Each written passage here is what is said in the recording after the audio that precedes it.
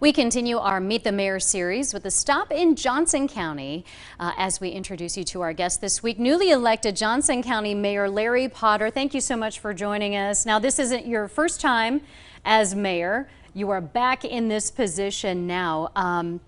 What have you seen that has changed about Johnson County since you left and are back now? Well, very thankful. A lot of people's moving into our area, like all parts of East Tennessee. So that's a plus, and just working toward opportunities that can help serve our people.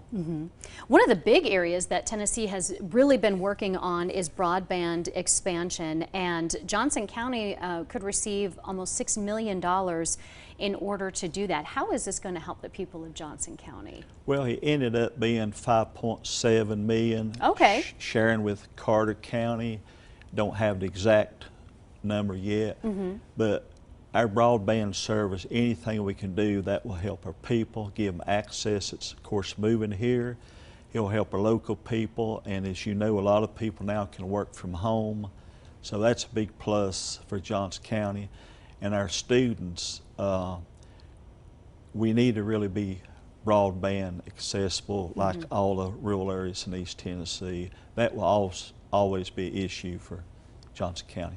I think the pandemic really brought that out in a lot of communities, how important it is for homes to have that service, that's for sure. Well, it has, and like if you're a student going to Northeast State or whatever and say, hey, they call off for snow, some of our students has to get to Mountain City or just to access it, you know. I mean, if you're at home, then tough luck. You know, when it snows, we're still can't access. Yeah, a lot of people don't have it. A lot of people still have living to do. That's right. Yeah. Nearly every Tennessee county has benefited from people moving from, you know, larger areas, other states, into this area, and the increase in tourism has helped so much as well. So what would you sell people on Johnson County? Well, it has really helped us in tourism dollars, and now that's a leading industry in the state of Tennessee. In Johnson County, we're glad to be part of that. Of course, you know, we're all going to brag on our natural beauty, our resources. We share Watauga Lake, of course, with Carter County, but the lake's beautiful. Of course, the fall colors is coming up. We have Doe Mountain, you know, ATV riding, and just overall beauty, I think, draws to the region and to Johnson County, and just the mountains and the streams. It's just awesome, the colors. Yeah. I think the third week in October they'll have the Shady Valley Cranberry Festival. That's be neat with the colors. Oh yeah. This weekend, Old Butler Days. So I wish the rain would hold off. We'll talk with Alex about that. Well, your new term started just this month, September 1st. What goals do you have moving forward while you're in this position? Well, of course, always the number one goal is jobs and the job creation. And any type, we'll keep hunting and try to do that. Back in the previous term, Parkdale was a big thing to keep up there, and the job creation.